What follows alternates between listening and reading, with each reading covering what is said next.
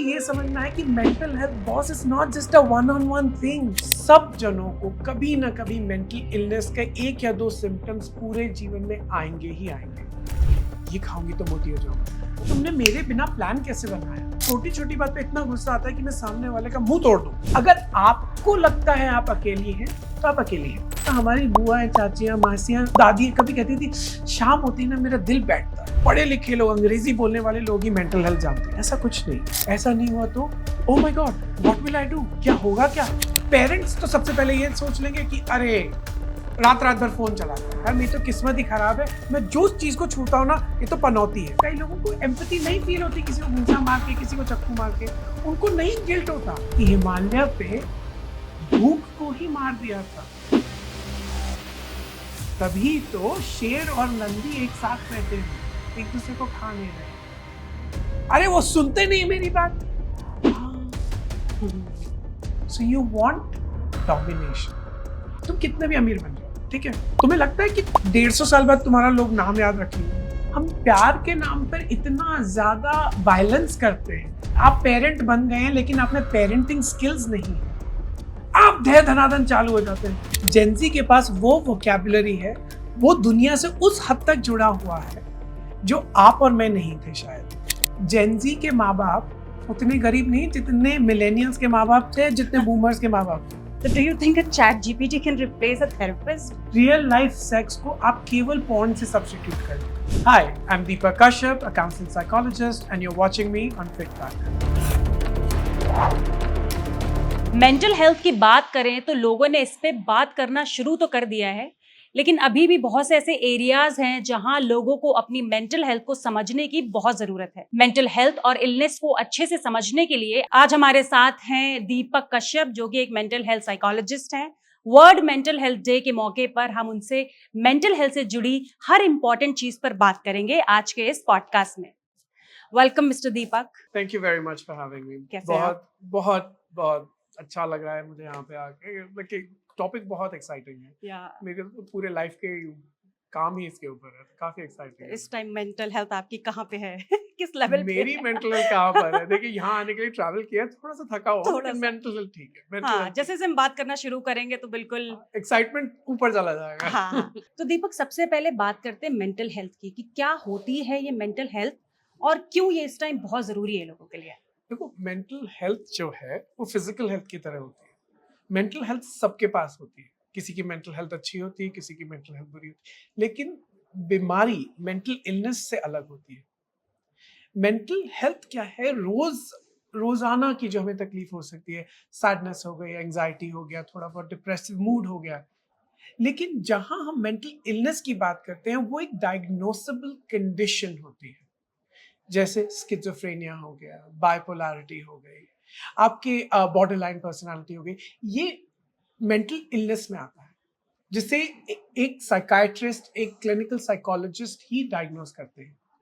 तो मेंटल, और इसको ऐसे भी समझ सकते हैं कि कभी कभी होता है हमें बीमारी हो लेकिन हमारी दिमागी स्थिति उस बीमारी के बारे में अच्छी हो, कि मैं खुद को बेचारा करके ना देखूं, खुद के बारे में मैं ऐसा ना सोचूं कि ये मेरे साथ ही ऐसा क्यों होता है। तो मेंटल इलनेस होने के बाद भी आपकी मेंटल हेल्थ अच्छी हो सकती है। तो मेंटल हेल्थ और मेंटल इलनेस दो अलग अलग चीजें हैं। सब जनों को कभी ना कभी मेंटल इलनेस के 1 या 2 सिम्टम्स पूरे जीवन में आएंगे ही आएंगे। और मेंटल हेल्थ तो ऐसी चीज है कि आप रोजाना उससे रूबरू होंगे। मेंटल ऐसा हो ही नहीं सकता कि आप मेंटल हेल्थ के बारे में रोजाना ना सोचें। क्यों? क्योंकि ये डायरेक्टली आपके मूड से, आपकी स्लीप से, आपके खाने से, आपकी रिलेशनशिप से जुड़ा है। क्या आपकी रिलेशनशिप्स अच्छी हैं? क्या आपके पास दोस्त हैं? क्या आप ढंग से खाना खाती हैं? या आपकी खाने से रिलेशनशिप एक डर वाली है, ये खाऊंगी तो मोटी हो जाऊंगी, ये नहीं खाया तो फिर पतली रह जाऊंगी। तो ये वाली सारी चीजें है ना, ये अगर हम इन पे ध्यान ना दें तो ये बड़ी होती होती होती होती मेंटल इलनेस बन सकती है। लेकिन हर mental health condition mental illness नहीं होती, और ये जानना बहुत जरूरी है कि मेंटल इलनेस अपने आप में एक बिल्कुल अलग डायग्नोसेबल कंडीशन है। जैसे रोजमर्रा का सर्दी जुकाम, थोड़ा सा सर दर्द हो जाना, ये कैंसर होना नहीं है। राइट। राइट। इलनेस अपने आप में अलग है और हेल्थी फिटनेस अपने आप में एक अलग है। उसको आप वैसे देखिए, क्या मैं सीढ़ी चढ़ते समय मुझे मैं हाफ जाती हूँ, राइट। खाना खाते ही मुझे एसिड रिफ्लक्स होता है। तो ये क्या छोटे छोटे आपके सिम्टम्स जिसको कह सकते हैं, छोटे जिनको हम दरकिनार कर देते हैं, जिनके बारे में हम सोचते नहीं, ये सब मेंटल हेल्थ का पार्ट होता है। और ऐसा नहीं कि ये बिल्कुल सेपरेट कंपार्टमेंट में रखी जा सकती हैं चीजें, ये ओवरलैप करती हैं, लेकिन इनमें बहुत डिस्टिंक्शन है अपने आप। मैं जल्दी से किसी से भी लड़ लेता हूँ, मुझे बहुत जल्दी अकेलापन लगने लगता है, मैं दोस्त बना के नहीं रख पाता हूँ। ये अपने आप एक मेंटल हेल्थ इश्यू हो सकता है, लेकिन ये मेंटल इलनेस नहीं है। मेंटल इलनेस अलग चीज है। मेंटल इलनेस डायग्नोसेबल कंडीशन है कि मान लीजिए इसमें 9 डायग्नोसेबल क्राइटेरिया है, 9 में से 5 आपको हैं 2 हफ्ते से ज्यादा। जैसे sadness is okay, but clinical depression के लिए आपको 9 क्राइटेरिया में से 5 क्राइटेरिया कम से कम 2 हफ्ते से ज्यादा होने चाहिए, तब मैं आपको क्लिनिकली डिप्रेस्ड घोषित कर सकता हूँ। घोषित मतलब डायग्नोज कर सकता हूँ। तो ये जो आपने बोला कि मैं बहुत जल्दी सैड हो जाती हूँ या बहुत जल्दी लड़ने लगती हूँ या दोस्ती बहुत टाइम तक नहीं बना सकती, तो ये कौन सी कंडीशन है? क्या इसको भी इसको mental health, this are all mental health condition. अब यहाँ पर भी जल्दी का मतलब क्या है, देखिए यहाँ पर ना ऑपरेटिव वर्ड्स हमें देखने होते हैं। जल्दी का क्या मतलब होता है, बहुत का क्या मतलब होता है, कम का क्या मतलब होता है, क्योंकि ये सारी चीजें इतनी सब्जेक्टिव हैं कि मैं तुरंत खुद को घर पे बैठे बैठे डायग्नोस कर सकती हूँ कि अरे मेरे को तो ये हो गया है, मेरे को तो ये हो गया, मेरे को तो ये। वो कोई भी चीज जो आपको अपना काम करने से रोक रही है, वो कोई भी चीज जो आपके सेट किए हुए गोल्स अचीव नहीं करने दे रही है आपको, वो कोई भी चीज जो आपको सोने नहीं दे रही है, वो कोई भी चीज जो आपके खाने से रिलेशनशिप बिगाड़ रही है, वो चीजें हमें देखना बहुत जरूरी है, राइट। तो यहां पर स्टैंडर्ड क्या है मेंटल हेल्थ में, पता है क्या है, कोई डायग्नोजेबल स्टैंडर्ड नहीं है। मेंटल हेल्थ में क्या है, मैं फंक्शनल हूं क्या, मेरा काम हो रहा है, या मैं चिंता में ही रहती हूँ, मुझे सोने के लिए कुछ ना कुछ, मतलब मैं रात को 3 बजे से पहले फोन नहीं रख पाती हूँ नीचे, क्योंकि मुझे अंदर से एंजाइटी रहती है, मेरी नींद पूरी नहीं हो पाती, मैं चिड़चिड़ी रहती हूँ। इसका क्या रिलेटेबल ये रिलेशनल होता है काफी, आपका रिलेशन खुद के साथ और आपका रिलेशन आपके एनवायरनमेंट और लोगों के साथ। अब आप समझ पा रहे हैं कि मेंटल इलनेस जो है वो डायग्नोसेबल है, ये थोड़ा रिलेशनल है, ये आप खुद का रिलेशनशिप खुद के साथ, खुद का रिलेशनशिप आपके एनवायरनमेंट के साथ और खुद का रिलेशनशिप लोगों के साथ कैसा है, उस पर आपकी मेंटल हेल्थ काफी डिपेंड करती है। मेंटल हेल्थ को फिक्स किया जा सकता है? ऑफ कोर्स, जैसे कई लोगों को जरूरत नहीं होती 4-5 दोस्तों की, उनके लिए एक दोस्त बहुत है, या कई लोगों को लगता है कि मैं लोनली नहीं हूँ, वो लोनली नहीं है। लेकिन अगर आप ऐसा मानने लग जाए कि मेरे जीवन में कुछ खराब है, मेरे जीवन में कुछ खराब है, मेरे जीवन में कुछ खराब है, क्या खराब है, फिर अगर आप मेरे पास, जैसे आप मेरे क्लिनिक में आए तो मैं आपसे यही पूछूंगा, आपको क्यों लगता है ऐसा, मैं वो कोई काम नहीं कर पा रही हूँ जो मुझे करना था, मैं कहीं, मैं ना, मुझे कोई चीज मैं बहुत जल्दी चिढ़ जाती हूँ, मेरा कोई दोस्त नहीं बन पाता है, या मुझे बार बार ऐसा लगता है मेरे दोस्त मुझे ना अकेला छोड़ गए, I feel abandoned very quickly, कि तुमने मेरे बिना प्लान कैसे बनाया। तो ये वाली सारी चीजें जो कोट अनकोट नॉर्मल होती हैं, वो मुझे ज्यादा हिट करती है, राइट। अब आप इसको जेंडर बेस भी देख सकते हैं, वैसे ऐसा कोई ज्यादा डिफरेंस होता नहीं मेंटल हेल्थ में जेंडर और उसको लेके, ये सब केवल मनगढ़ंत कल्चरल बातें हैं। कुछ डिफरेंसेस होते हैं, ज्यादा डिफरेंसेस नहीं होते। जैसे लड़कों की बात कर लीजिए, मुझे छोटी छोटी बात पे इतना गुस्सा आता है कि मैं सामने वाले का मुंह तोड़ दूं, मुझे इतना गुस्सा, मेरी लड़ाइयां ही होती रहती है सबसे, मुझे कभी नहीं समझ में आता कि मेरा दोस्त कौन है, मैं कभी किसी से अपने इमोशंस के बारे में बात नहीं कर पाता। तो ये सब जो है, ये अपने आप में मेंटल हेल्थ कंडीशंस होती हैं, इनको आप डिजीज नहीं बोलते, ये ह्यूमन कंडीशन है। अभी आपने दीपक इतनी सारी बातें जो बोली हैं उसमें मेरे आधे से ज्यादा क्वेश्चंस कवर हो चुके हैं और अब और ज्यादा क्वेश्चंस दिमाग में मेरे आ रहे हैं इस हम टाइम यहाँ पर क्वेश्चन का जवाब देने के आए हैं। अभी आपने लोनलीनेस के ऊपर बोला कि बहुत से लोग बोलते हैं कि मैं अकेला हूँ या मैं अकेली हूँ लेकिन फिर भी मैं ठीक हूँ। जो आप बोल रहे हो कि नॉर्मल है, ठीक है, इसका मतलब ये नहीं कि कोई मेंटल हेल्थ कंडीशन है या कोई प्रॉब्लम है। Correct. बट बहुत सी इंस्टाग्राम पे ऐसी रील्स आती हैं जिसमें बोलते हैं अगर आप ऐसी बातें बोलते हो तो ये आपका कोई कोपिंग मैकेनिज्म है and you are mentally sick and you need to take therapy right now. हो सकता है। देखिए, बाकी लोनलीनेस ना अपने आप में बहुत यूनिक है। अभी हम एक मेंटल हेल्थ फेस्टिवल कर रहे हैं मुंबई में 10 तारीख को, अनंत रंग। उसमें हम पूरा मेंटल हेल्थ के बारे में बात कर रहे हैं। हमने वहाँ मेंटल इलनेस को थोड़ा छोड़ रखा है, उसके बारे में उतना बात नहीं, वो नहीं कि वो इम्पोर्टेंट नहीं है, लेकिन मेंटल हेल्थ क्या है कि ज्यादातर लोग उसके बारे में बात करें, वो इम्पोर्टेंट है। तो जैसे एक इम्पोर्टेंट डिस्टिंक्शन मैं भी आपको बताता हूँ, लोनलीनेस और दूसरी चीजों का, जैसे लोनलीनेस, एंग्जाइटी, डिप्रेशन, इनमें क्या अंतर है? एंग्जाइटी और डिप्रेशन के ना मैं आपको क्लियर वो बता सकता हूँ कि नहीं नहीं, आपको मैं एंग्शियस नहीं हूँ, मैं कहूँ फिर ये क्या कर रही हो, फिर आपकी हार्ट रेट ऊपर क्यों जा रही है, फिर आप इतना जल्दी क्यों चल रही हो, फिर आपकी ब्रेथ इतनी शॉर्ट क्यों है, ठीक है? तो इसके कुछ ऑब्जेक्टिव मेजर्स हैं एंग्जाइटी के। लोनलीनेस का कोई ऑब्जेक्टिव मेजर नहीं है, वो बहुत सब्जेक्टिव है। अगर आपको लगता है आप अकेली हैं तो आप अकेली हैं। अकेलापन अगर आपको लगता है तो वो आपका सत्य है। So that is how subjective loneliness is. But that's the thing with loneliness is very very caustic. इतनी ज्यादा कोरोसिव होती है लोनलीनेस कि एक स्टडी ने तो हमें ये तक बताया था कि लोनलीनेस का मतलब ये है, अगर आपको क्रॉनिक लोनलीनेस है तो मतलब आप एक सिगरेट का पैकेट से जितने आपके शरीर को नुकसान होता है उतना ही उससे होगा। एक चाहे दो थे, मतलब वो डेटा इतना इंपॉर्टेंट नहीं है जितना इंपॉर्टेंट ये वाली बात है कि हाँ, लोनलीनेस अपने आप में बहुत ज्यादा आपको नुकसान पहुंचा सकती है। लेकिन यहां पर ये भी है, सॉलिट्यूड को लोनलीनेस ना समझें। एक इंसान जिसको अकेले बैठ के अपनी किताब पढ़ना पसंद है और एक दो दिन खुद के साथ बिता सकता है, उसको अपनी कंपनी से कोई प्रॉब्लम नहीं होती, ठीक है?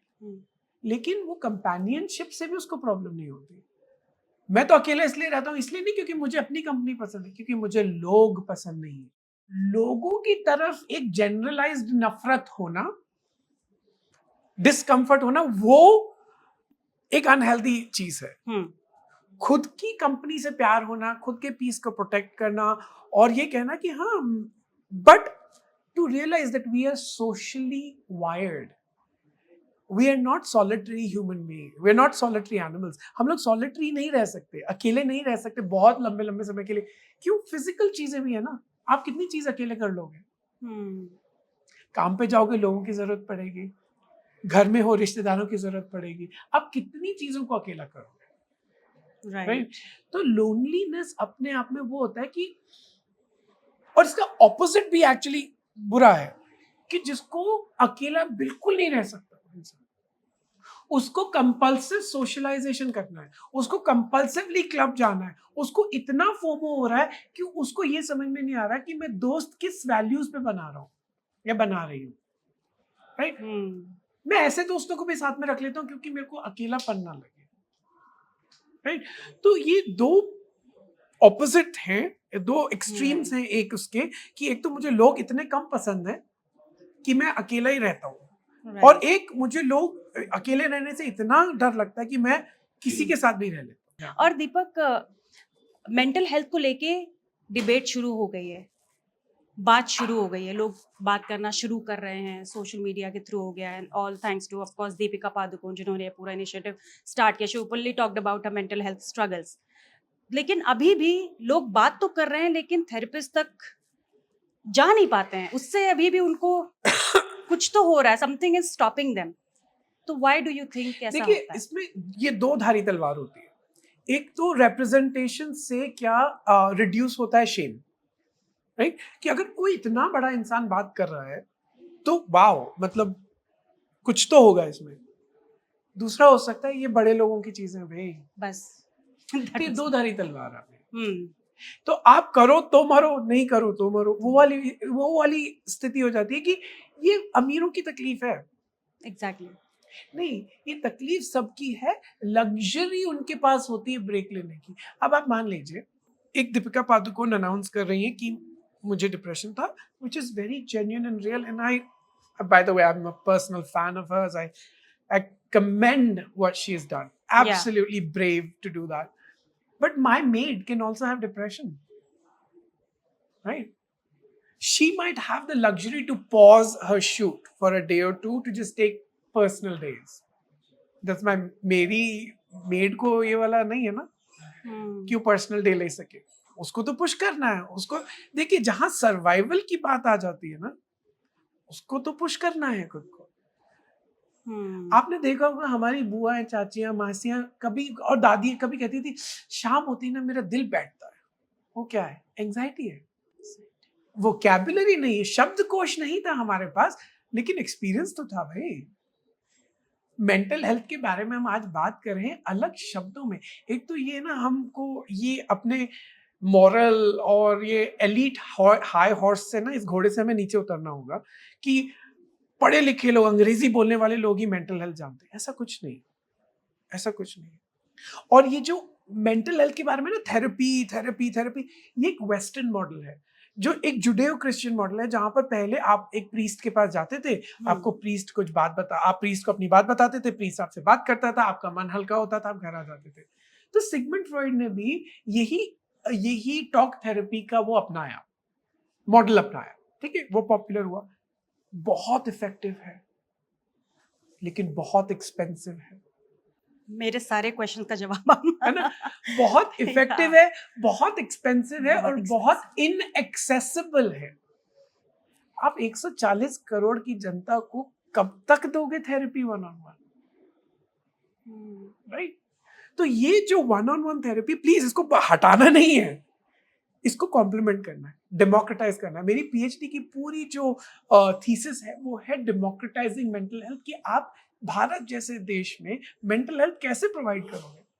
अब ये गैप तो है यहाँ पर, और ये गैप हम शुरू से कैसे भर रहे हैं? धर्म गुरुओं से, राइट? वो अपना काम कर रहे हैं, कुछ बहुत अच्छा काम कर रहे हैं, कुछ लूट रहे हैं, ठीक है, सब एक जैसे नहीं है। हमारे यहाँ जो मॉडल था वो वन ऑन वन का नहीं था। इंडिया एक ऐसी सभ्यता, ऐसा देश नहीं बोलूंगा, देश हम नए हैं, सभ्यता हम पुरानी है।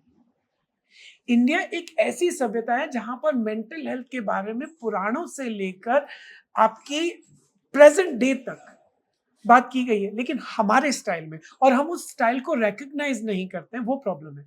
वो है community level of mental health, communal है हमारा, वन ऑन वन नहीं है। हम सब बैठ के बात करते हैं इसके बारे में। अब इसकी कुछ अच्छी बातें भी हैं, इसकी कुछ बुरी बातें भी हैं। जैसे मैंने आपको बताया, वन ऑन वन की अच्छी बात है, बहुत इफेक्टिव है, लेकिन एक्सपेंसिव है, इनएक्सेसिबल है सबको, और टाइम बहुत कंज्यूम करता है। जैसे मान लीजिए, मैं भी दिन में हद से 4 या 5 लोगों से मिल सकता हूँ, इससे ज्यादा मेरी भी कैपेसिटी नहीं है।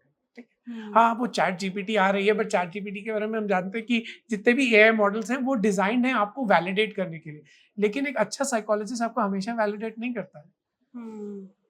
एक अच्छा साइकोलॉजिस्ट आपको ऑल्सो बोलता है कि ये क्या क्या चल रहा है भाई। सो बेसिक आइडिया यहाँ पर ये भी है कि हमें मेंटल हेल्थ प्रोवाइडर्स चाहिए। आप विश्वास नहीं करेंगे, इंडिया में 140 करोड़ लोगों में 20,000 भी साइकोलॉजिस्ट नहीं है हमारे पास।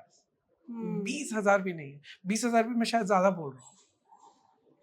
तो जब इतनी बड़ी पॉपुलेशन में इतने कम प्रोवाइडर्स है, तो ऑफ कोर्स वो एक्सपेंसिव होगा। और उसके बाद भी ये सारे प्रोवाइडर्स केवल वेस्टर्न मॉडल में ट्रेंड हैं, क्योंकि हमने इंडियन मॉडल को साइंटिफिकली डेवलप नहीं किया है अभी तक। इंडियन मॉडल जैसे मान लीजिए आपके मेडिटेशन हो गया, योगा हो गया, ध्यान, इसको हमने अभी तक धर्म से इस हद तक जोड़ रखा है कि उसको साइंटिफिकली वैलिडेट करना पॉसिबल बहुत कम हो पा रहा है, उन स्टडीज को रेप्लिकेट करना पॉसिबल नहीं। जैसे अब किसी को वन ऑन वन थेरेपी के लिए आपको क्या चाहिए कि उस इंसान को के पास शब्दकोश तो हो, इमोशनल वोकैबुलरी तो हो, बताने के लिए उसको क्या हो रहा है, राइट? हमारे पास तो वो नहीं होता है। अगर मान लीजिए मैं डेली वेज वर्कर हूँ, आप मुझसे पूछो कैसा लगता है, मैं कहूँगा अच्छा नहीं लगता। अब आप पूछो क्या अच्छा नहीं लगता, मेरे पास नहीं है शब्दकोश आपको बताने के लिए। तो मैं उसको कहता हूँ चलो अपन बैठ के ध्यान लगाते हैं।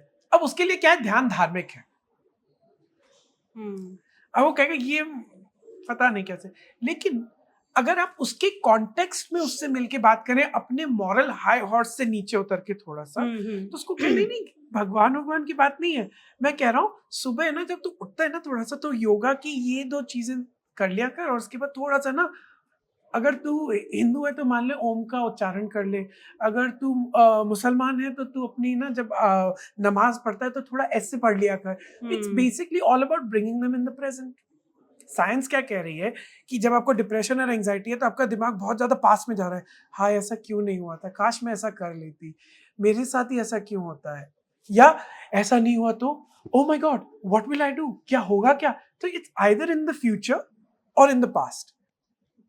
साइंस योगा की और मेडिटेशन की साइंस क्या है, bring your brain into the present. अभी क्या सूंघ रही हो, अभी कहाँ बैठी हो, अभी क्या दिख रहा है, अभी क्या सुन रहा है, bringing your 5 senses into the present. क्योंकि क्या होता है 5 सेंसेस आपके पास्ट में नहीं रह सकते और फ्यूचर में नहीं रह सकते, 5 सेंसेस आपके प्रेजेंट में। तभी बोलते हैं चीजें छोड़। सांस आप पास्ट में नहीं ले सकते, सांस आप फ्यूचर में नहीं, सांस हमेशा प्रेजेंट में है, और सांस अपने आप में मेमोरीज बनाती नहीं है। हाँ, अगर कोई मेरा गला दबा रहा है तो वो एक अलग मेमोरी है, लेकिन सांस अपने आप में कोई मेमोरी नहीं बनाती, सांस प्रेजेंट में है।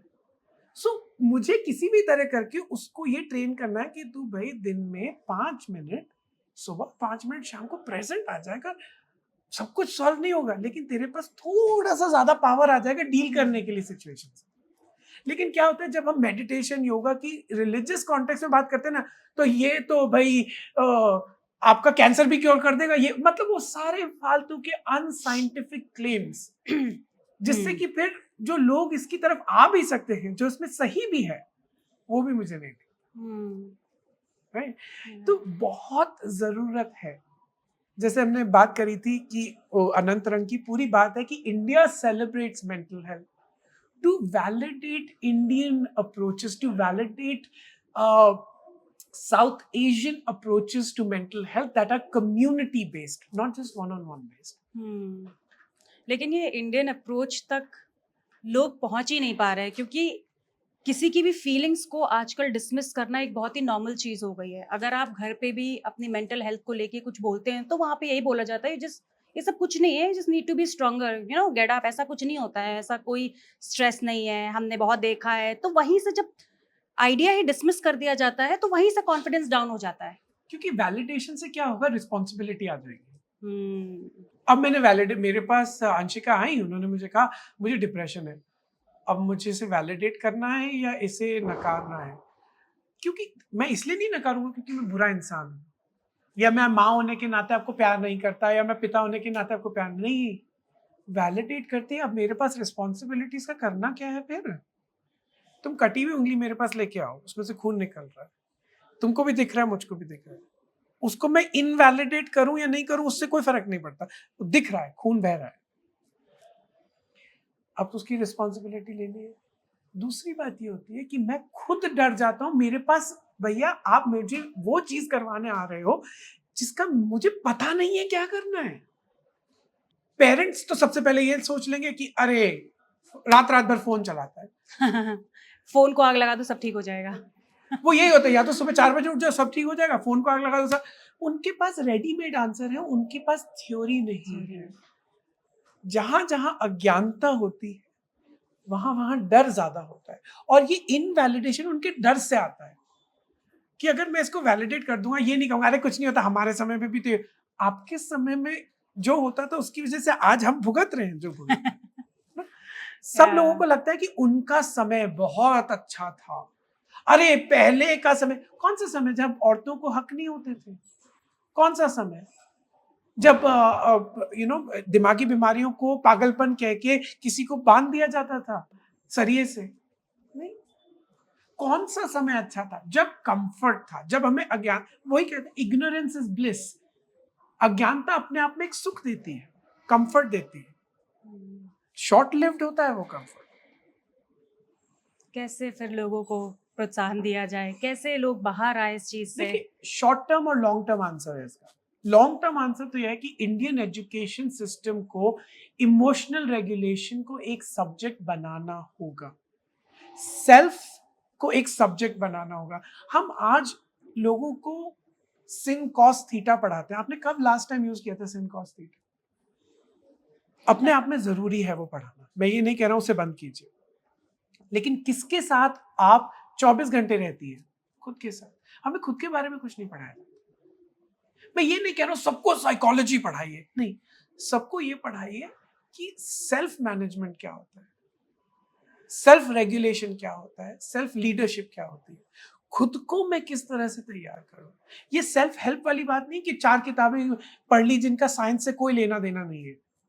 बहुत सारे लोग मिल जाएंगे, भारत में भी आपको मिल जाएंगे, क्योंकि भारत में रेगुलेटरी बॉडीज उतनी है नहीं है, लेकिन उतनी है नहीं मेंटल हेल्थ में, तो कोई भी इंसान डिग्री के बिना डिग्री के मेंटल हेल्थ काउंसलर बन जाएगा, मेंटल हेल्थ एडवोकेट बन जाएगा, और ये रिस्की है क्योंकि मेंटल हेल्थ मेरा ही सब्जेक्ट एक ऐसा है हिस्ट्री से भी पहले, क्योंकि हिस्ट्री में सबको लगता है कि सब हिस्ट्री के वो हैं, मैं जानता था अकबर ने और औरंगजेब ने क्या किया, है ना, वैसे अरे मैं जानता हूँ, अरे भारत में सब फिलोसोफर हैं, भारत में सब साइकोलॉजिस्ट हैं, भारत में नहीं सब जगह सबको लगता है कि वो इस सब्जेक्ट में एक्सपर्ट है, क्योंकि उनको लगता है खुद को वो जानते हैं, जबकि सारे फिलोसोफर आपको ये कह रहे हैं आपकी सबसे बड़ी रिस्पॉन्सिबिलिटी है नो दाई सेल्फ, खुद को जानना।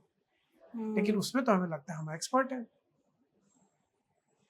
अपने बारे में जानना भी एक so self knowledge, self management and self regulation, ये एक सब्जेक्ट होना बहुत जरूरी है। तो ये तो हुआ लॉन्ग टर्म। शॉर्ट टर्म ये है कि आप खुद को एजुकेट करें।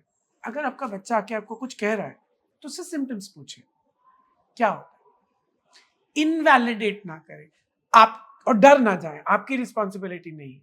जैसे अगर उंगली थोड़ी कटी है आप उस पर बैंडेड लगा सकते, लेकिन अगर हाथ कट गया आपको डॉक्टर के पास ले जाना पड़ेगा। खुद के डरों से आप जूझिए as a parent, as a दोस्त।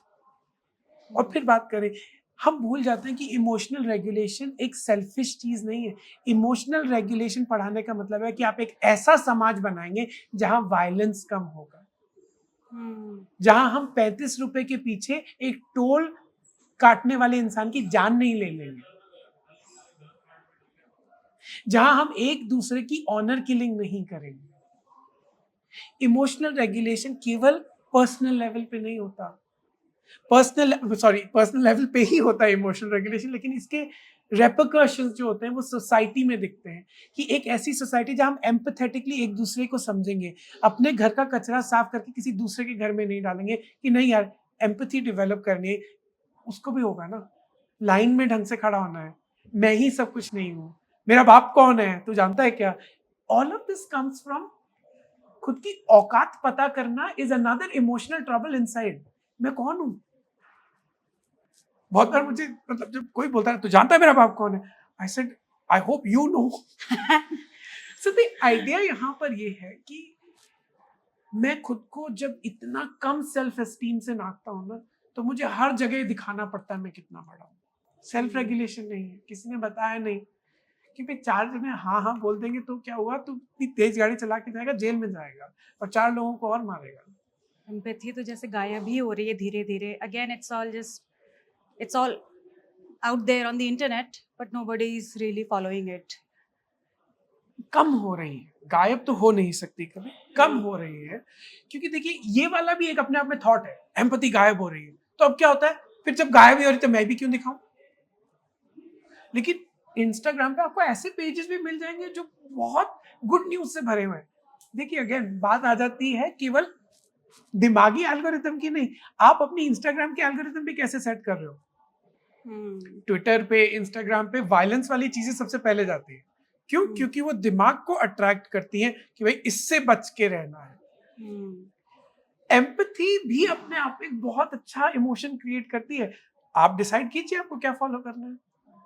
तो जैसे हम ये सेलेक्ट करते हैं ना कि दिमाग में किस पौधे को ज्यादा पानी देना है, धतूरे को या कमल को, या गुलाब को, किसको हम्म। ज्यादा पानी देना है, वही पौधा बढ़ेगा। ठीक उसी तरह आपकी एल्गोरिदम भी है, कौन सी चीज ज्यादा देखना पसंद करेंगे। तो ये बबल आप मेंटेन कर सकते हैं, और एंड में हम रहते बबल्स में ही हैं। हम्म।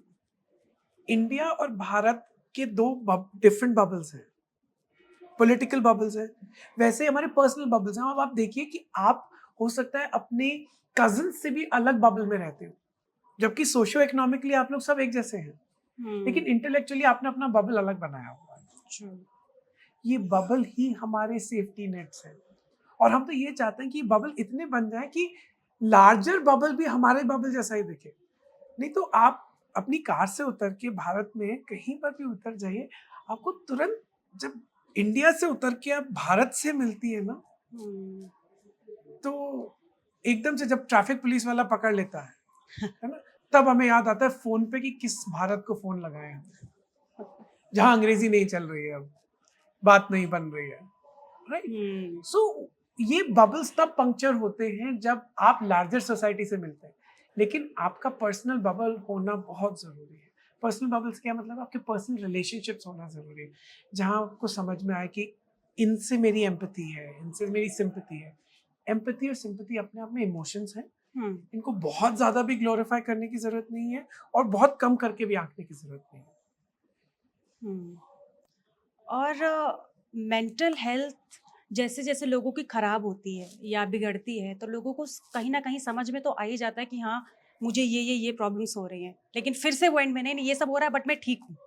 अपने ही माइंड में इतना कन्फ्लिक्टेड रहते हैं कि वो एक्सेप्ट नहीं कर पाते। तो ऐसे कौन सी चीज़ें हैं जो लोगों को तुरंत पकड़ लेनी चाहिए कि नहीं, अगर ये सारी चीज़ें हो रही हैं तो तुम सही नहीं हो, तुम you go and talk to someone. देखिए, हमारा ना खुद के प्रति साइंटिफिक एटीट्यूड नहीं है, हमारे खुद के प्रति स्पिरिचुअलिस्ट एटीट्यूड है।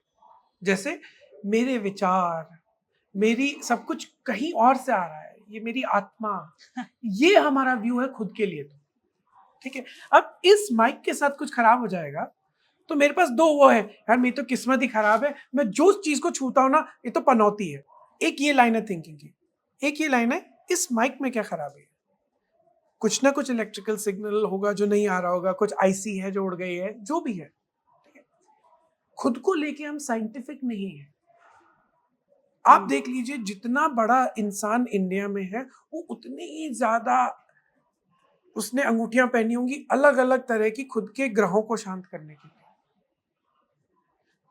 बिलीफ है, मैं किसी का मजाक नहीं उड़ा रहा हूं, मैं किसी का मजाक नहीं, खुद के प्रति ये एटीट्यूड रखना कि मैं ऐसा क्यों हूं यार,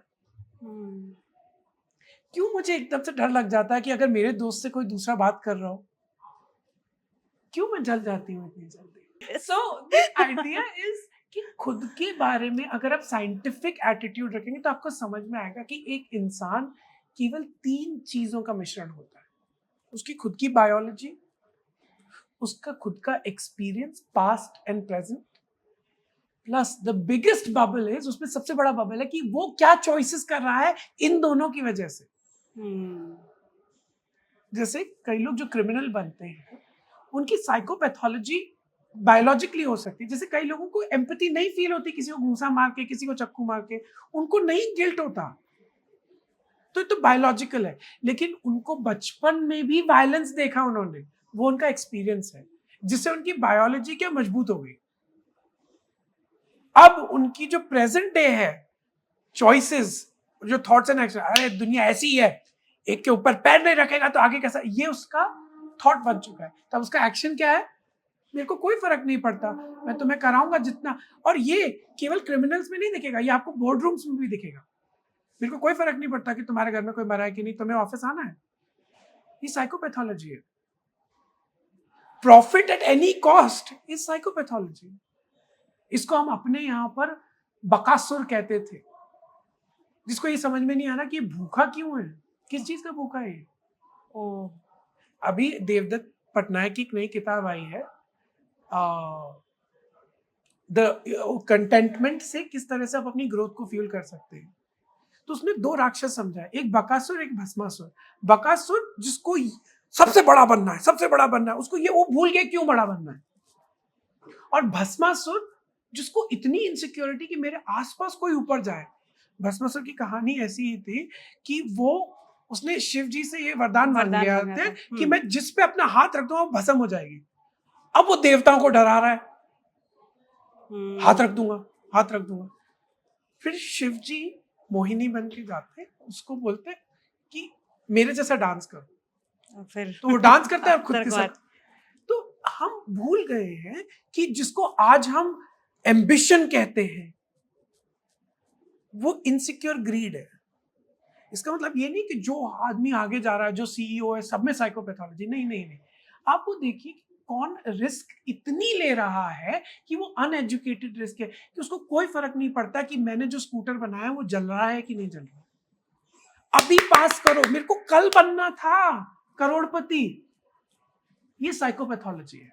उनके पास इतना पैसा है, उनको पता नहीं है इसका करना क्या है, लेकिन वो भी कम है।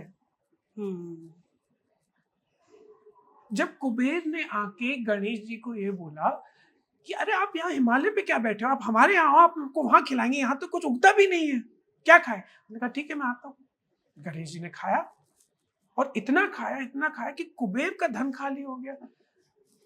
कहते मैं तो अभी भी भूखा हूँ। कुबेर कहता आप मुझे कुछ सिखाना चाह रहे हो, क्या बोल रहे हो। मैं ये सिखाना चाह रहा हूँ कि हिमालय पे भूख को ही मार दिया था, तभी तो शेर और नंदी एक साथ बैठे हैं, एक दूसरे को खा नहीं रहे। सो आइडिया यहां पर यह है कि आप खुद को रेगुलेट नहीं, आपको पता नहीं कि बस कब है, इनफ कब है। ये एक साइकोपैथोलॉजी है अपने आप।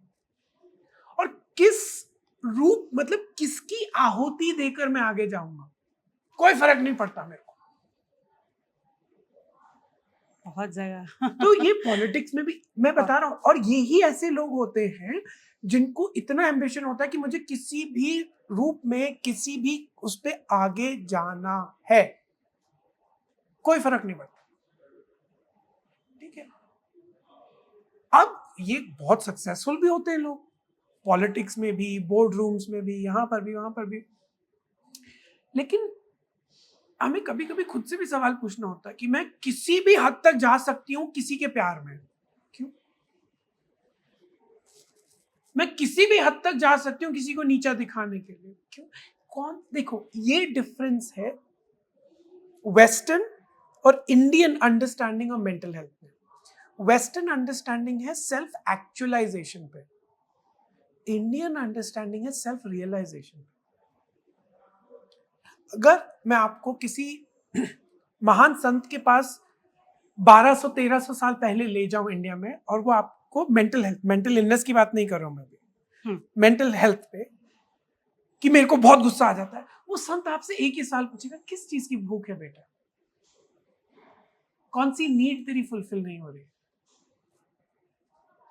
किस चीज का भूख? अरे वो सुनते नहीं मेरी बात। So you want domination.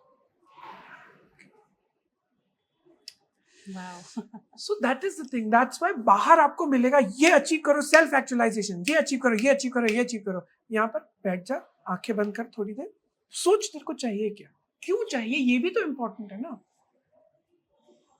तुम कितने भी अमीर बन जाओ, ठीक है, तुम्हें लगता है कि 150 साल बाद तुम्हारा लोग नाम याद रखेंगे? पता नहीं। लेकिन अमीर बनना है, क्यों फिर उसके ऊपर कहानियां लगाएंगे, भारत को आगे ले जाना है, हमें ये करना है, वो करना है। अच्छा तो फिर जिस भारतीयों के साथ काम करो उनकी तो इज्जत कर लो, भारत को आगे ले जाना है तो। नहीं, भारतीयों की इज्जत नहीं करनी है। आप देखिए वर्क कल्चर इंडिया में देख लीजिए ना, कॉर्पोरेट कल्चर। अरे हम इंडिया के लिए काम करें, इंडियंस के लिए काम नहीं कर रहे, हम इंडिया के लिए काम करें, एक आइडिया है। इंडियंस कम पैसे में ज्यादा काम करो, ओवर टाइम नहीं देते हम। फिर कहानी आप कुछ भी लगा सकते हो उस पे कि मैं भारत को दुनिया के उस पे नक्शे पे रखना चाहता हूँ, ये करना आप खुद से झूठ मत बोलिए। आप सेल्फ डिसरेगुलेटेड इंसान हैं जिसको समझ में नहीं आ रहा है वो क्या कर रहा है। मान लीजिए आप। नहीं, वही है कि फिर आप उसमें मतलब ऐसी अलग अलग खुद का महिमा मंडन कर रहे हैं कि भाई ये हो रहा है, वो हो रहा है। तो ये सेल्फ रेगुलेशन जो है वो केवल पर्सनल नहीं होता, क्योंकि अगर आप सेल्फ रेगुलेटेड नहीं है ना, आप अपने आसपास वालों का जीवन इतना खराब कर देंगे। आप फैमिलीज ले लीजिए, किसी भी फैमिली में सबसे ज्यादा चीखने चिल्लाने वाला इंसान सब कुछ कंट्रोल करता है। वो भले फिर पिताजी हो, माताजी हो, बड़ा भाई हो, छोटी बहन। वो मतलब लोग घर में इतना डरे हुए रहते हैं प्यार के नाम पे कि आज वो खुश हैं तो ठीक है, सब कुछ है, तब माहौल आज ठीक खीर बनेगी घर में, हम्म और कोई मैटर नहीं करता। और फिर उस वो किस नाम दिया जाएगा उस नाम को कि ये ट्रेडिशन है। अरे वो घर को प्यार तो करते हैं ना, तो हम प्यार के नाम पर इतना ज्यादा वायलेंस करते हैं कि लोग भूल जाते हैं कि प्यार से ऊपर एक चीज होती है, रिस्पेक्ट। बिना रिस्पेक्ट का प्यार ना टॉक्सिक होता है। ट्रू एक वो पति जो खुद को रेगुलेट नहीं कर पाता है, किसी को थप्पड़ लगाता कहता देख मत क्या करना ऐसे, उसकी वजह से मैं नहीं, तू मत क्या कर ऐसे भाई, तुझे रेगुलेशन की जरूरत है, उसको नहीं। इस सब वायलेंस का टॉक्सिटी का कितना असर पड़ता है एक विक्टिम पे, या अगर उसके परिवार में बच्चे हैं जो वायलेंस देखते हैं तो कितना बुरा असर पड़ता है बच्चों पे? सबसे बुरा असर ये होता है कि हम इसे नॉर्मलाइज कर देते हैं। जिस सभ्यता में, मैं सभ्यता कहूंगा, देश नहीं कहूंगा, जिस कॉन्टेक्स्ट में, जिस सभ्यता में वायलेंस नॉर्मलाइज हो गया है ना, वहां आप वर्बल वायलेंस भी देखेंगे, वहीं से चालू होता है पहले। जब बॉस आपके ऊपर चिल्लाए, समझते क्या हो तुम खुद को? क्योंकि क्या है, फिर वो कॉर्पोरेट कास्ट सिस्टम है ना, कि अगर तू मेरे लिए काम कर रहा है तो तू मेरे जैसा इंसान कैसा हुआ? भारत का पूरा कास्ट सिस्टम जो है वो काम पे बेस्ड है, कि आपके काम से डिसाइड होगा कि आप कौन है, राइट? वो लिटरली कॉपी एंड पेस्ट हो जाता है आपके काम पे, कॉर्पोरेट कास्ट सिस्टम बन जाता है। कॉर्पोरेट कास्ट सिस्टम ऐसे बोल रहा हूं, लेकिन मैं जानता हूं कि कास्ट सिस्टम अपने आप में एक बहुत ब्रूटल रियलिटी है, उसको इससे कंपेयर नहीं कर रहा हूं, मैं एक पैराडाइम बता रहा हूं, राइट? वो हजारों साल से चलता आ रहा है, ये भी उतना वायलेंट नहीं है। तो मैं दो आसमान जमीन की चीजें, मैं किसी को गुस्सा नहीं दिलाना चाहता हूँ। तो बात यहां पर यही आ जाती है कि डिसरेगुलेटेड इंसान बहुत अचीव भी कर सकते हैं और करते हैं, लेकिन अपने किस कॉस्ट पे करते हैं, वाली बात। ताजमहल बन तो जाएगा, लेकिन उसमें मकबरा किसका हो? राइट। और ये जो वायलेंस है इसका जो बच्चों पे असर होता है लॉन्ग टर्म, और कितना खतरनाक है ये भी अगर आप मैं वापस रिपीट कर रहा हूं, मुझे पता है, हाँ। लेकिन नॉर्मलाइज जो हो जाता है ना, कि थप्पड़ से क्या होता है यार, प्यार करते हैं ना तुझे। मतलब मुझे अंदर से सोच के ऐसा होता है कि एक बच्चे को जो आपकी केयर में है, जो खुद को बचा नहीं सकता, आप उसको मारना जस्टिफाई कर सकते हैं। मैं एज अ साइकोलॉजिस्ट मैंने ऐसे बच्चे देखे जो खुद वायलेंट होते हैं, जिनको उनको पकड़ सकते हैं आप, लेकिन खुद क्योंकि आप पेरेंट बन गए हैं लेकिन आप में पेरेंटिंग स्किल्स नहीं है, आप धय धनादन चालू हो जाते हैं, और फिर बाद में खुद को दुख होता है, राइट? तो देखिए, शादी के समय दिया सुहाग रात के समय दिया गया दूध का गिलास आपको पेरेंटिंग स्किल्स नहीं देता। रिप्रोडक्टिव स्किल्स, रिप्रोडक्शन भी, वो भी कभी कभी सिखाना पड़ता है लोगों को। आपको सेक्स करना आता है इसका मतलब ये नहीं आपको पेरेंटिंग आती है। पेरेंटिंग स्किल्स एक अलग चीज होती है, उसमें धैर्य बहुत लगता है। आप ये देखिएगा, वो बच्चे जो घर से एक बार निकल जाने के बाद माँ बाप से ज्यादा टच में नहीं रहते ना, वो एक चॉइस कर रहे हैं घर वापस ना जाने की। घर फिजिकल घर की बात नहीं कर रहा हूं,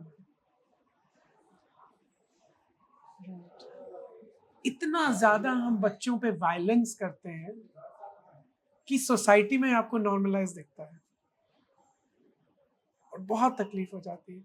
इससे क्राइम रेट्स तो खैर ऊपर जाते ही हैं, वो तो मतलब no brain, it's a no brainer, you can see violence, but it also hinders your growth.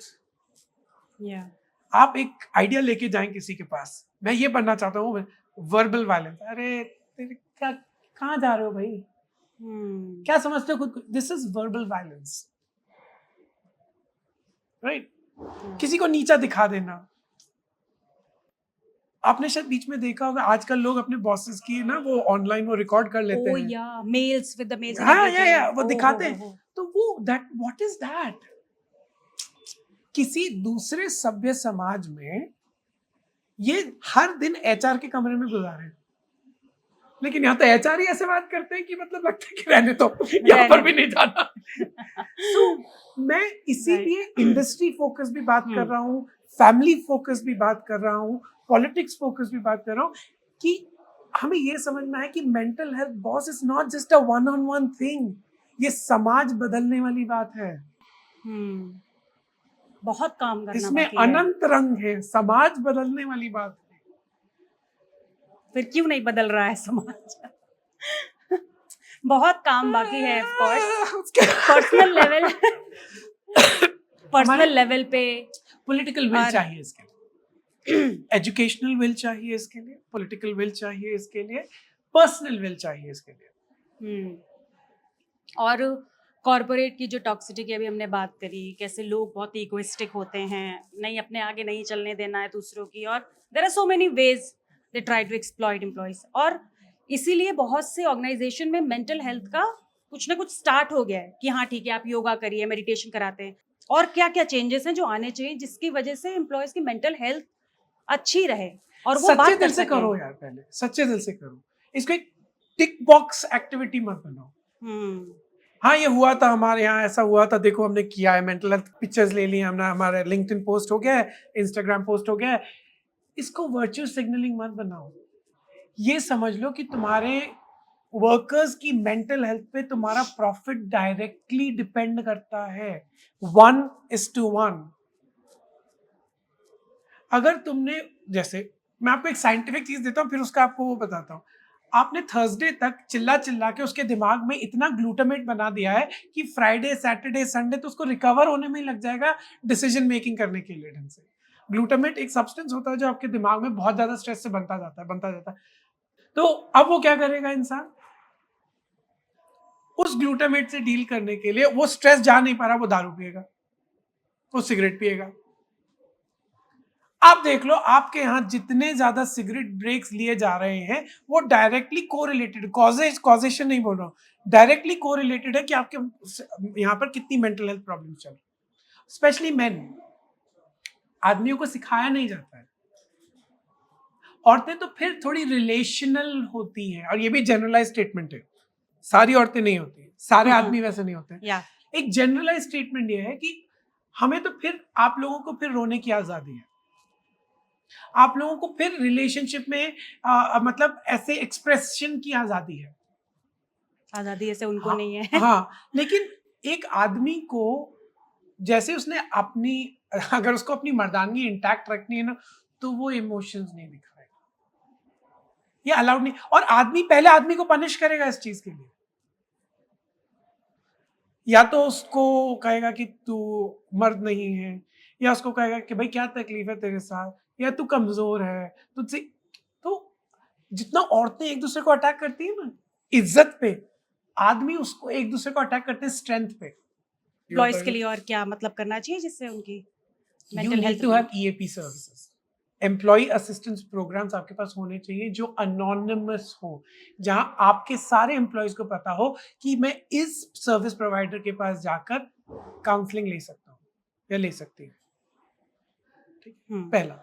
दूसरा, मेंटल हेल्थ कल्चर हो, और mental health culture directly productivity से रिलेटेड हो। मैं ये जानता हूँ कि जब हम काम करने आ रहे हैं तो हम चैरिटी नहीं कर रहे हैं, हमको ये देखना पड़ता है कि भाई प्रॉफिट क्या आ रहा है इसका, मेहनत करनी पड़ती है।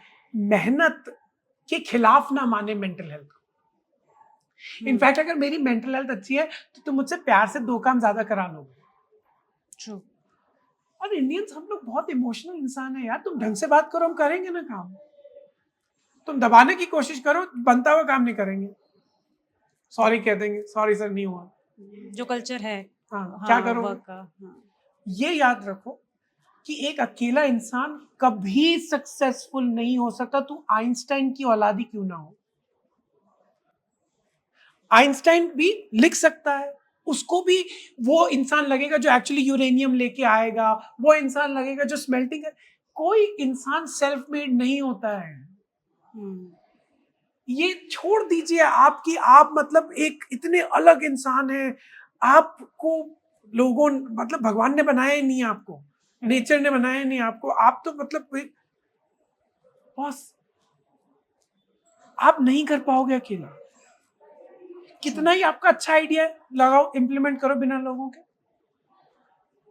चलो बिना लोगों के इम्प्लीमेंट भी कर लिया, लोगों के लिए तो इम्प्लीमेंट किया होगा, कस्टमर कहां से लाओगे? दूसरी बात यही है, ये भूल जाए कि सक्सेस कभी भी अकेली होती है। हमें ये तो याद रहता है कि फेलियर तेरी वजह से हुई है, 4 लोगों को ढूंढ लेंगे हम, इन 4 की वजह से हुई थी फेलियर। सक्सेस बॉस की वजह से। कई कई ऐसी कंपनियां हैं जो अपने यहाँ पर कैलेंडर जो है मार्च से चालू करती है, अगर बॉस का बर्थडे मार्च में है तो। ओह गॉड। मतलब इतनी हीरो वर्शिप, इतनी हीरो वर्शिप, ये मेंटल हेल्थ के खिलाफ है काम। सामने वाले को ये महसूस करवा देना कि भैया तू इतना डिस्पेंसेबल है, तू कल छोड़ के जाता है तो आज जा।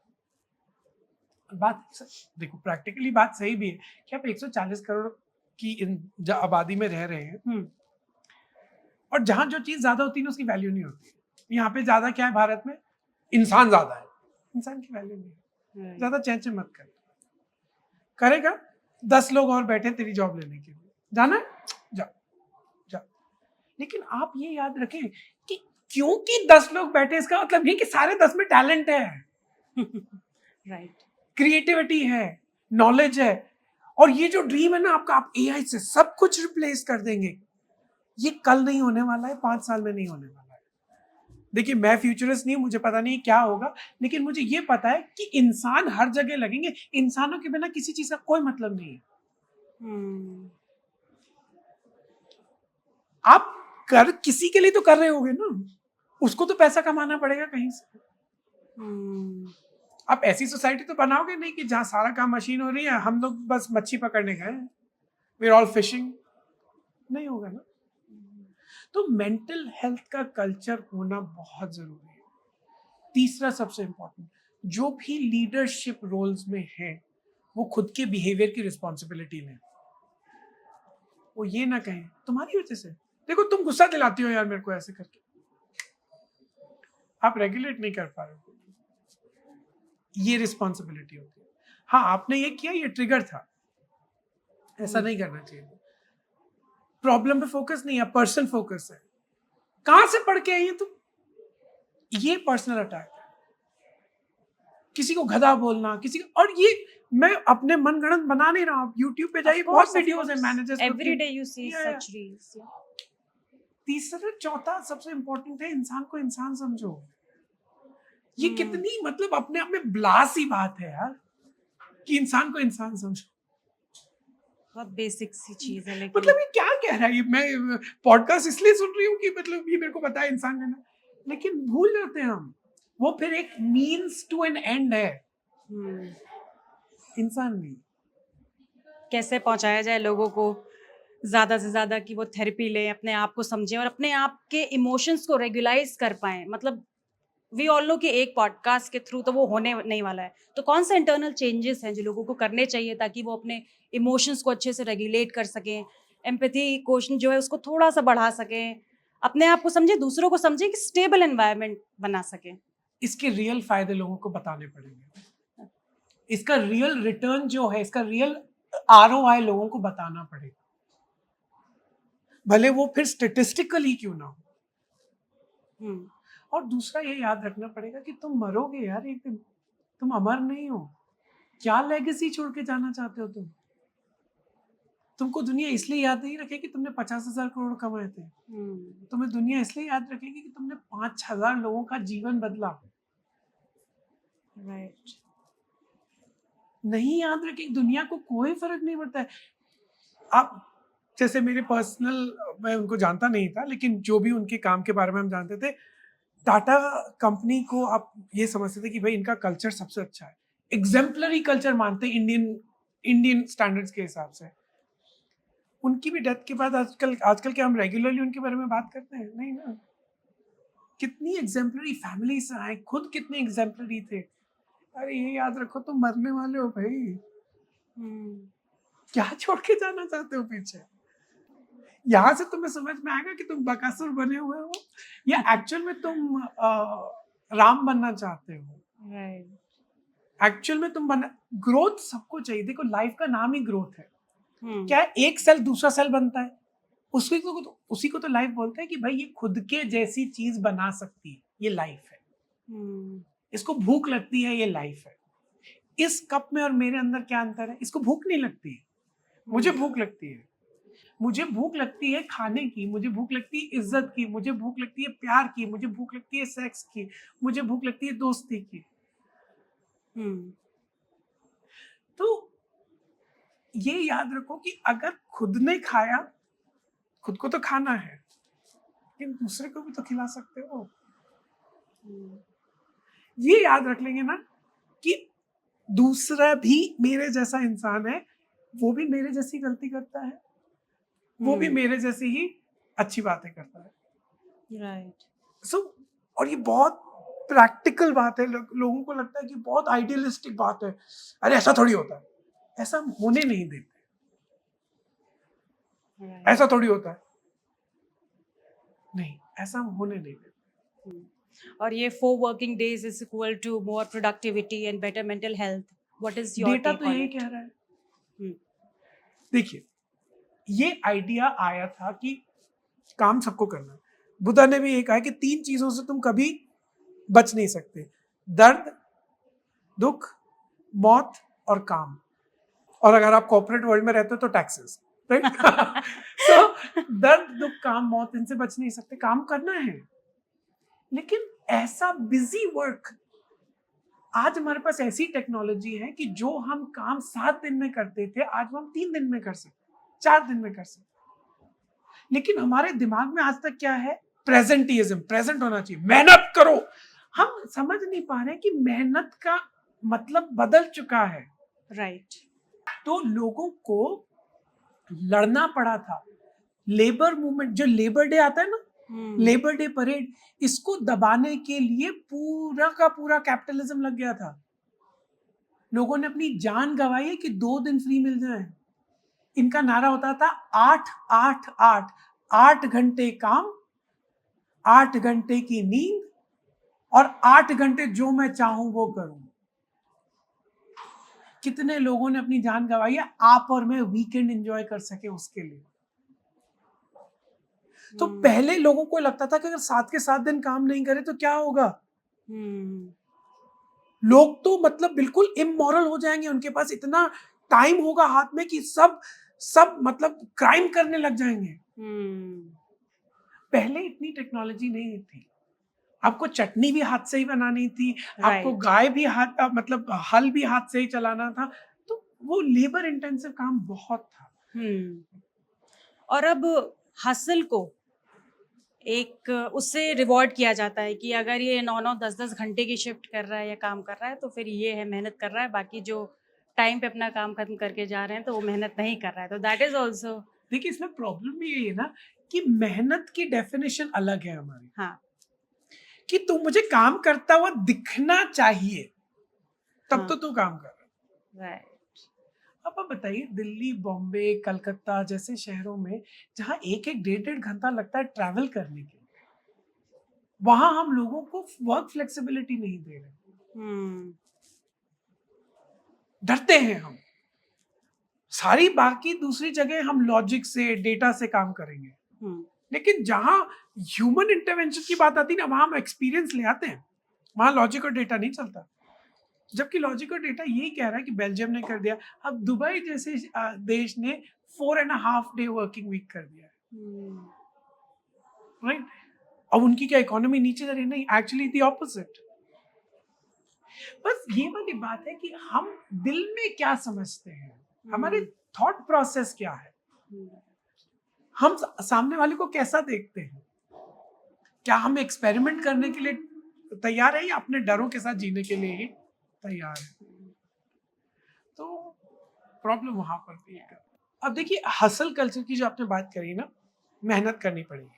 हम एक कोई ऐसे देश में नहीं रहते जहां मैं वही काम करूंगा जो मुझे पसंद आता है, बिल भरने, ये एक ऐसा देश है जहां पर 1% पॉपुलेशन के पास 40% धन है। अगर आप 25,000 रुपए से ज्यादा कमाते हैं तो आप 20% ही जनता में आते हैं, आप 80% जनता में नहीं आते हैं। तो ऐसी इकोनॉमिक सिचुएशन में आप ये नहीं कह सकते कि हाँ मेरा तो जो मन करेगा मैं वही करूंगा। नहीं नहीं नहीं, वो बात नहीं।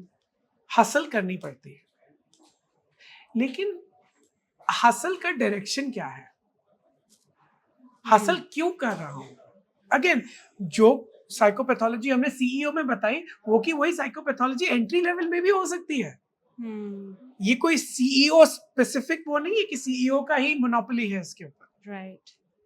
ये कि यही चीज आपको एंट्री लेवल में भी दिख जाएगी कि मैं क्यों कर रहा हूँ, क्या चाहता हूँ। ये वाले सवाल अगर मैं पूछ पाऊँ ना तो मेरी हासिल का एक पर्पस होगा। It's a privilege that I can do psychology and I love psychology. Right. कभी कभी ये होता है, लेकिन कभी कभी ऐसा भी होता है कि मैं ये वाली जॉब कर रहा हूँ यार जो पसंद नहीं, ताकि इससे पैसा आ जाए वो चीज करने के लिए जो मुझे पसंद है। और दीपक, आजकल जेनजीज का बहुत मजाक उड़ाया जाता है because they talk about their mental health a lot of time. It happens that they are not feeling well, they are not feeling emotionally well, so they would rather take a break than push themselves, right? तो इससे लोगों को, उनको लगता है कि Gen Zs काफी non serious उनका एटीट्यूड है। तो what do you have to say about it? देखिए, हर जनरेशन को लगता है कि वही लास्ट जनरेशन थी जो अच्छी थी, जो बहुत सीरियस और Right? बहुत अच्छी थी, राइट? जेनजी के साथ भी वही प्रॉब्लम कि हम जेनजी को अंडर एस्टिमेट करते हैं बहुत। ऐसा नहीं है। जेनजी के पास वो वोकैबुलरी है, वो दुनिया से उस हद तक जुड़ा हुआ है जो आप और मैं नहीं थे शायद। हमें दूरदर्शन दिखता था, 4 चैनल आते थे, जी टीवी आ गया था हमारे टाइम। ठीक है, राइट। तो हमें पता नहीं था क्या हो रहा है, वी डिडंट नो बेटर। ठीक है, वो पूरी दुनिया से जुड़े हैं। वो अपना बिहार में बैठ के टेक्सास से किसी से बात कर सकता है।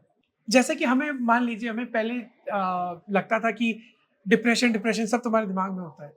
जेनजी जानता है कि डिप्रेसिव मूड क्या है, बट इसका मतलब ये नहीं है कि इस जनरेशन के साथ कोई प्रॉब्लम नहीं है, कोई पैटर्न्स नहीं है प्रॉब्लम के। जैसे ओवर आइडेंटिफिकेशन ना, एक डायग्नोसिस होता है कि हाँ मुझे ये है। जैसे मान लीजिए आपको डायग्नोसिस किया कि आपका हाथ टूटा हुआ है। अब मैं तो हाथ टूटे वाला ही इंसान हूं, आप उसे आइडेंटिफाई कर लें। आप और आपके डायग्नोसिस में कोई अंतर नहीं है। दूसरा, सेल्फ डायग्नोसिस।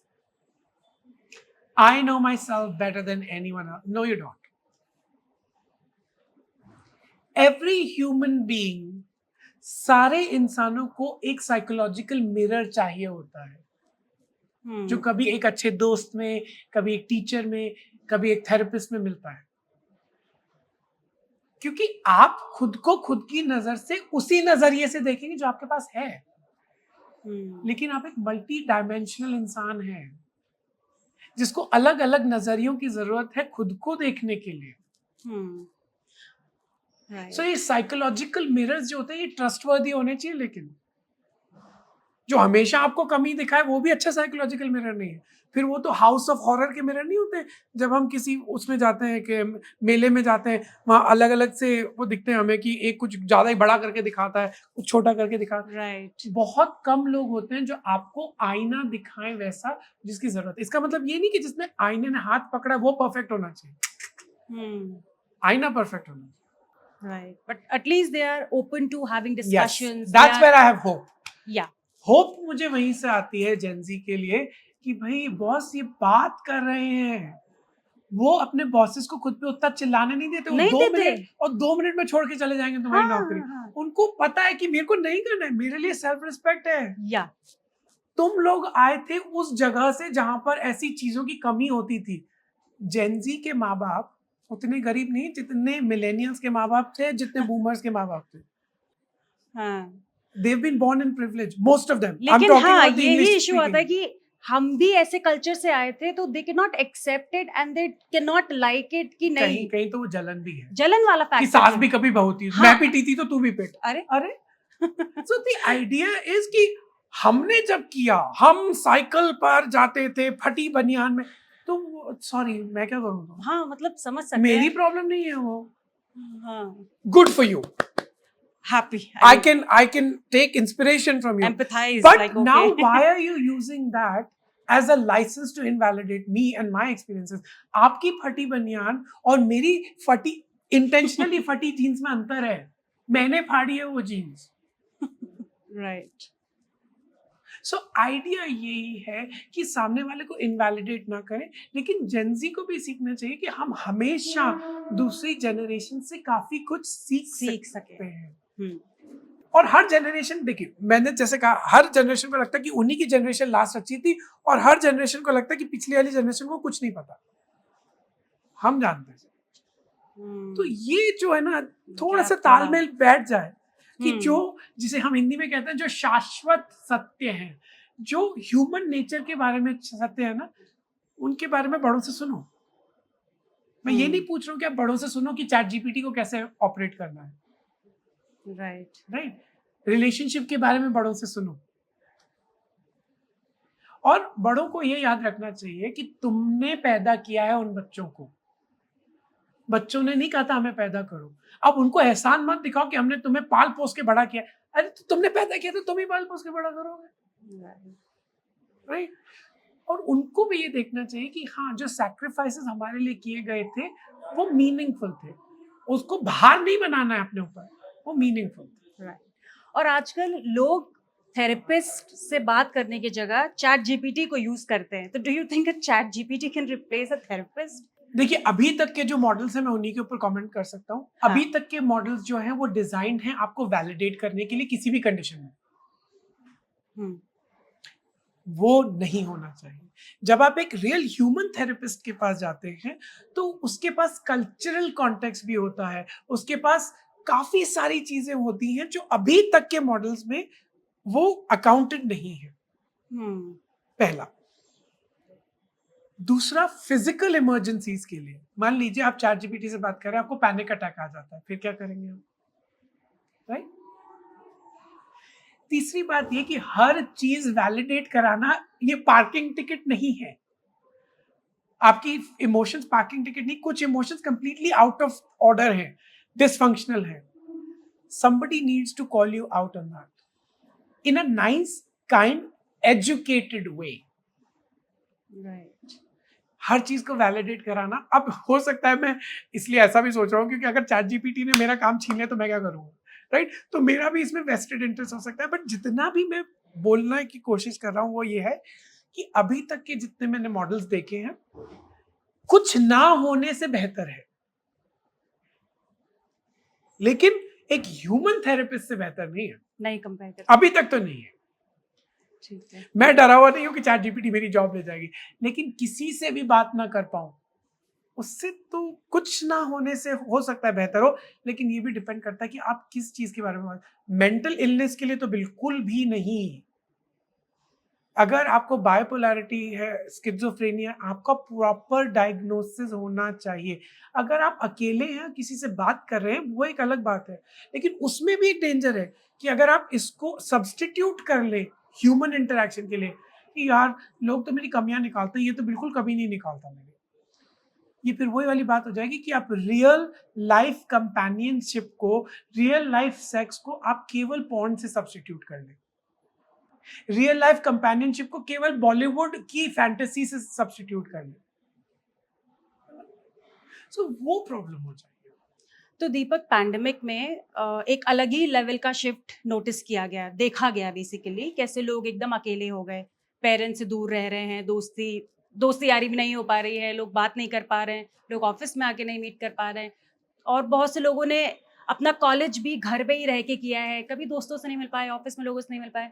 तो इसका क्या कोई इम्पैक्ट हुआ है ब्रेन में, या हैज इट? इसका बहुत बड़ा इम्पैक्ट हुआ है। वर्ल्ड वॉर 2 के बाद दुनिया में कोई ऐसा इंसिडेंस नहीं हुआ था जिससे पूरी दुनिया अफेक्टेड हुई थी एक साथ, हाँ। ठीक है। दूसरी बात, हम अपनी खुद की मौत के बहुत करीब आ चुके थे, कोई भी मर सकता था कभी भी। तो वर्ल्ड वॉर 2 के बाद ना पहला एक ऐसा इंसिडेंट हुआ था जिसमें इतने सारे लोग पूरी दुनिया में अफेक्ट हुए थे। इसमें 2-3 चीजें हुई। केवल हम कटे नहीं थे दूसरों से फिजिकली, हम खुद की मौत के बहुत करीब आ गए थे। कोई भी कभी भी मर सकता था, और हमने इतनी इस स्केल पर हमने देखी थी डेथ एंड डिजीज कि इसने पर्सपेक्टिव बदल दिया कि बॉस आप कभी भी मर सकते हो। अगेन हमने जो बात करी थी कि किसके लिए कर रहा हूँ मैं इतना सब कुछ, क्या हो रहा है। तो मैं खुद के साथ इतना समय बिता रहा हूँ। अब फिर जब मैंने एक नया तरीका देखा कि मैं लोगों से ना जूम पर मिलता हूँ, कट तो गया हूँ लेकिन जूम पर उतना ही आप एक जने से मिल सकते हैं जितना एक स्क्रीन अलाउ करती है। राइट। ठीक है, वहां पर भी आप किसी की आंखों में नहीं देख रहे हैं, आप एक कैमरा में देख रहे हैं जो दूसरे कैमरा, मतलब it's you looking at the screen of the other person looking at the screen, you're looking at the picture of the person who's looking at the picture of them on the screen. Right. आंखें, तो connection थोड़ा कम होने लगा, right. तो इससे mental health पे बहुत effect हुआ।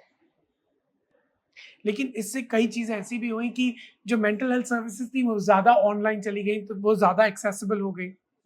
देखिए, वन ऑन वन को कोई नहीं मात दे सकता अभी तक, लेकिन बहुत बार ऐसा होता है कि वन ऑन वन मैं या तो अफोर्ड नहीं कर सकता, या ट्रैवल नहीं कर सकता, या मैं एक अलग लेवल का कॉन्फिडेंशियलिटी चाहता हूँ। तो कुछ अच्छी चीजें भी हुई, इससे कुछ अच्छा भी निकल के आया। लेकिन पेंडेमिक में लोगों को समझ में आ गया कि अगर आप अगर आप स्वस्थ हैं दिमागी रूप से और शारीरिक रूप से, तो सब कुछ है आपके पास। तो आपके पास अपॉर्चुनिटी है। लेकिन हम धीरे धीरे वो भूलते जा रहे हैं। जैसे 4 साल हो गए हैं हमें, हम भूलते जा रहे हैं जो लेसन हमने पढ़े थे। और दीपक, जो लोग अभी मेंटल हेल्थ से गुजर रहे हैं, वो ऐसी कौन सी चीजें हैं जो अपने लिए तुरंत कर सकते हैं? ऐसी कौन सी मेंटल हेल्थ की हेल्प है जो तुरंत एक्सेस कर सकते हैं, और किस तरीके से अपने आप को निकाल सकते हैं, उस पर बात कर सकते हैं। ये वाला क्वेश्चन बहुत अच्छा है, क्योंकि ये हमें बिल्कुल टाई अप करता है सारी चीज़ों को। जब हमने बात करना चालू किया था मेंटल हेल्थ के बारे में, कि कौन सी ऐसी चीज़ें हैं जो हम रोज़ाना कर सकते हैं खुद की मेंटल हेल्थ को सही रखने के लिए।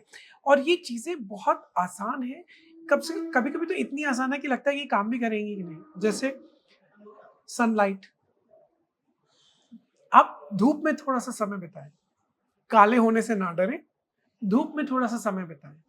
ठीक है, धूप में समय बिताने का मतलब ये नहीं कि आपको धूप में जाके खड़ा हो जाना है, सुबह सुबह की धूप में। ठीक है, खाना ठीक खाएं, कभी कभी तला वाला खा लें, लेकिन इतना नहीं कि वही आपकी डाइट हो। अब छोले भटूरे पे ही जी रहे हैं आप, वो ना। ठीक है, आपकी डाइट में प्रोटीन हो, आपकी डाइट मतलब बैलेंस डाइट हो, मैक्रोन्यूट्रिएंट्स, माइक्रोन्यूट्रिएंट्स, बैलेंस डाइट हो। फिर आपको ये देखना है कि आपकी रिलेशनशिप्स अच्छी हो। चौथा, आप वर्कआउट करें, है ना। पांचवा, कुछ प्रोडक्टिव करें अपने दिमाग के साथ, कुछ पर्पस लेड काम करें।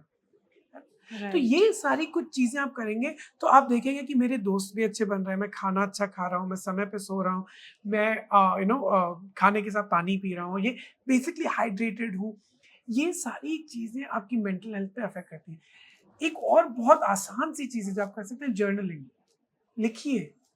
लिखना केवल कम्युनिकेट करने के लिए नहीं होता है, लिखना खुद को समझने के लिए भी होता है कि मेरी थिंकिंग क्या है। खुद की थिंकिंग को डेवलप करने के लिए होता है लिखना, राइट।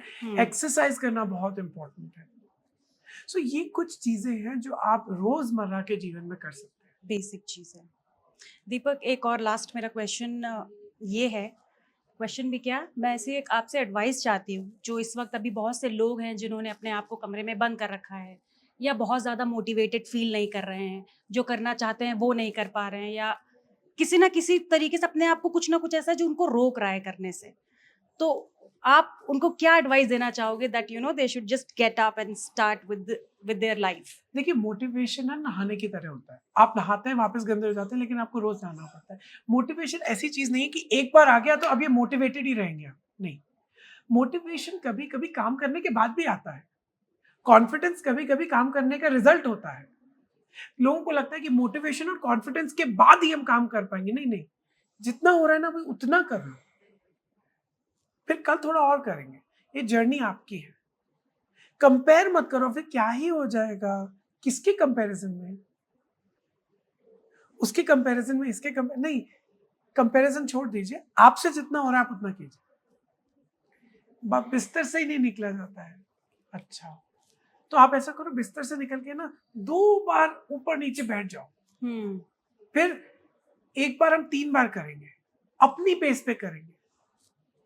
बेसिकली आप ये देखो कि मैं मेरी जर्नी पे हूँ, मुझसे जितना हो रहा है ना, मैं उस उतना तो कर रहा हूँ, +1 और कर रहा हूँ।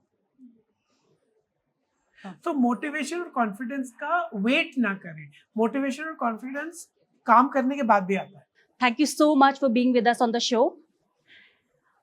So you were listening to Deepak Kashyap on today's episode. We hope you found the conversation meaningful and insightful. अगर mental health से जुड़े कोई भी सवाल आपके मन में हो तो हमें comment box में जरूर बताइए. We'll get back to you on this.